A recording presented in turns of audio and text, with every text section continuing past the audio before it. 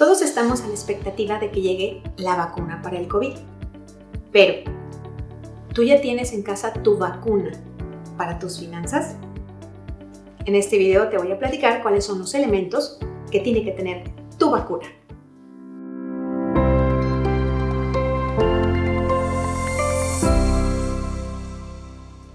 En estos días hemos visto en muchísimas noticias que estamos pendientes de la vacuna, que a quién le va a tocar primero, que a quién le va a tocar después.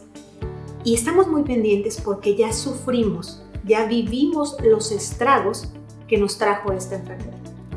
Este virus, que se ha convertido en un virus letal para algunos. Entonces, por eso es que decimos, quiero la vacuna. Pero también ya vivimos los estragos de la otra parte. La otra parte que es la financiera, la económica. Ya vimos qué pasa si no estamos preparados para una crisis económica. Y una crisis económica en nuestros lugares de trabajo, en nuestra familia, no solo en el país. Entonces, así como estamos preocupados por la vacuna para el COVID, yo te pregunto, ¿tú ya tienes tu vacuna financiera en casa? Y tal vez me vas a decir, no. Bueno, pues la parte positiva es que para esta vacuna financiera no tenemos que esperar a que un laboratorio la haga y nos la traiga. No tenemos que hacer fila para que nos toque primero o nos toque después. Esta vacuna financiera la podemos hacer tú y yo en casa. Bueno, para las vacunas se juntan algunos elementos y así es como se elabora. Para tu vacuna financiera también vamos a juntar 3 elementos clave. El primer elemento para tu vacuna, un presupuesto. Un presupuesto no es otra cosa que un mapa. En ese presupuesto tenemos que tener cuántos ingresos tenemos como persona o como familia, cuántos de esos ingresos son fijos o variables, y en la parte de gastos tenemos que tener cuáles son nuestros gastos fijos como persona o como familia y cuáles son los gastos variables. Ya hemos vivido el año pasado el cómo de repente llegó esta enfermedad y tuvimos que acortar gastos porque tal vez se acortaron nuestras fuentes de ingresos. Y a veces no sabíamos ni cuáles eran nuestros gastos hasta que se iban presentando. Pues el primer elemento de tu vacuna es tener un presupuesto.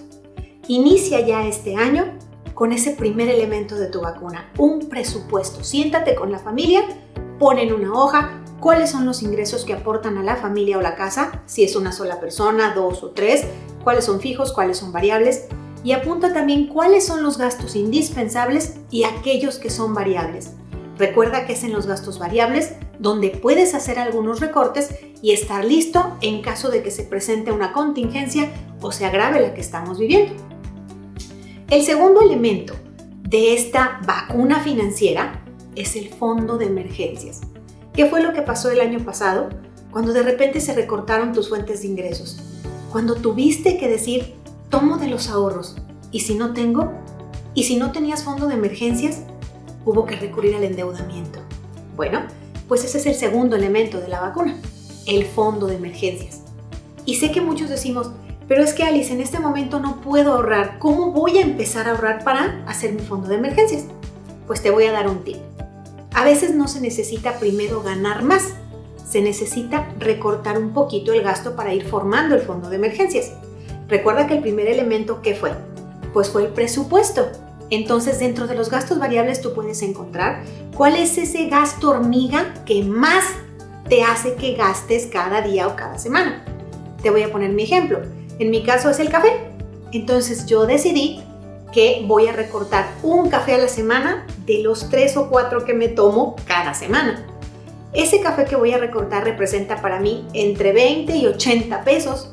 Entonces me comprometí a recortar ese y al mes se van a convertir entre 200 y 300 pesos y esa es la cantidad con la que voy a iniciar a recuperar mi fondo de emergencias. Así te invito a que lo hagas tú. No es necesario que tú gastes más o que tú gastes menos o que digas tengo que recortar tal o cual cosa y me va a pegar en el resto de mi presupuesto o tengo que ganar más y ahorita no es posible. No, basta con identificar ese gasto que no le pega a los indispensables pero sí que sí puede representar un pequeño ahorro al mes.